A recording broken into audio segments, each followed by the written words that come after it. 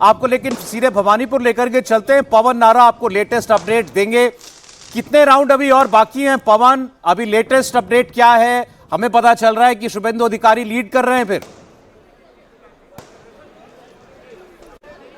बिल्कुल 18 राउंड की काउंटिंग हो चुकी है 20 राउंड में से, और शुभेंदु अधिकारी 18 राउंड के बाद 3800 वोट से आगे चल रहे हैं। यानी बंगाल चुनाव की इस भवानीपुर की जंग को आप अंतिम पड़ाव में समझ सकते हैं। और जब यहां ममता बनर्जी 17 राउंड पूरे होने के बाद निकली, तब यह स्पष्ट हो गया कि ममता बनर्जी ने भी यहां भवानीपुर के इस ऐलान को, इस मतदान को स्वीकार कर लिया है और यहां से सीधे निकलकर ममता बनर्जी अपने कालीघाट के घर पर पहुंच चुकी है।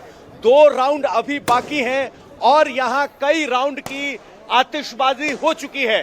जो लोग आपको शांत नजर आ रहे हैं वो हर राउंड के बाद जोश में लगातार बने हुए थे और अब सब यहां टकटकी लगाए हुए इस रास्ते पर हैं जहां से शुभेंदु अधिकारी कुछ देर बाद निकलते हुए दिखाई देंगे। यहां से जब ममता बनर्जी गुजरी तो किसी ने उनकी इस विदाई की उम्मीद नहीं की थी। बीजेपी के कार्यकर्ता जोर जोर के नारे लगा रहे थे, इसकी कल्पना ममता बनर्जी ने भी नहीं की थी। और अब जय श्री राम और मोदी मोदी के नारे के साथ शुभेंदु अधिकारी का यहाँ इंतजार किया जा रहा है।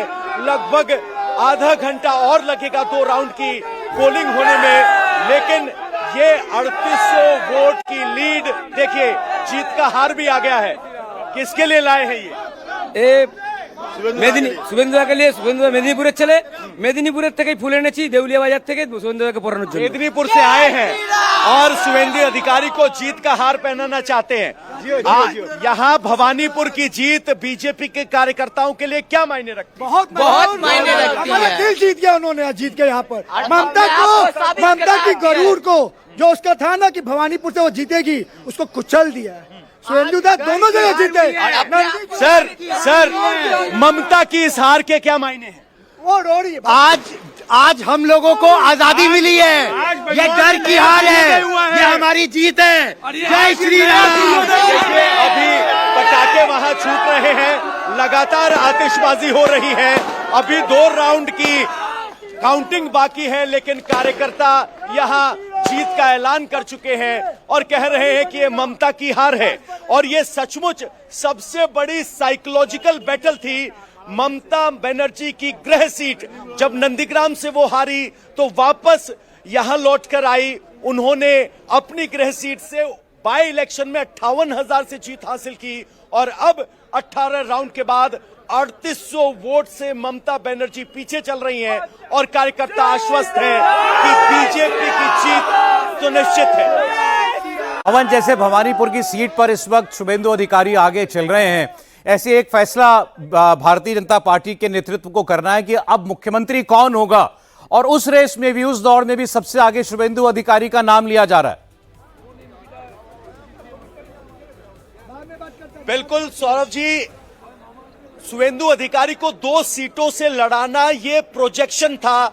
ममता बनर्जी को शुभेंदु अधिकारी अगर ये चुनाव भी जीत लेते हैं तो 2 बार हराने वाले कैंडिडेट बन जाएंगे, जो उनके बायोग्राफी में ऐड होगा। सबसे बड़ी बात, 2021 में भले ही बीजेपी नहीं जीती, एलओपी के तौर पर शुभेंदु अधिकारी लगातार 5 साल जमीन पर संघर्ष करते हुए दिखाई दिए। अब जरा लोगों से पूछ लेते हैं, ये तो हमारा एनालिसिस हुआ, क्या शुभेंदु अधिकारी की इस जीत के बाद सीएम की दावेदारी बढ़ जाएगी?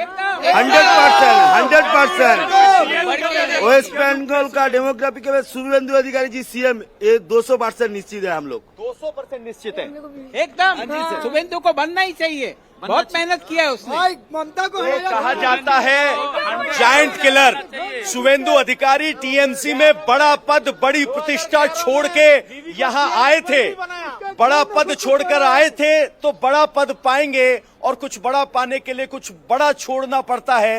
ये जमीन पे हमने लोगों को कहते हुए सुना है, तो इस बात में कोई शंका नहीं है कि दावेदार जरूर हैं। वो बात अलग है कि बीजेपी में सीएम का चुनाव केंद्रीय नेतृत्व और आम सहमति से होता है। उस रेस में भी शुभेंदु अधिकारी आगे नजर आते हैं। पवन, फिलहाल बहुत शुक्रिया आपका और आपके साथ मौजूद इन तमाम लोगों का। अपनी इनकी बातें आपने दर्शकों तक पहुंचाई। शुभेंदु अधिकारी अब भवानीपुर अगर जीतते हैं तो वाकई में ये एक बहुत इंप्रेसिव विन होगी उनकी। 2 सीट से जीतना और 2 इलेक्शन में लगातार ममता बनर्जी को हराना।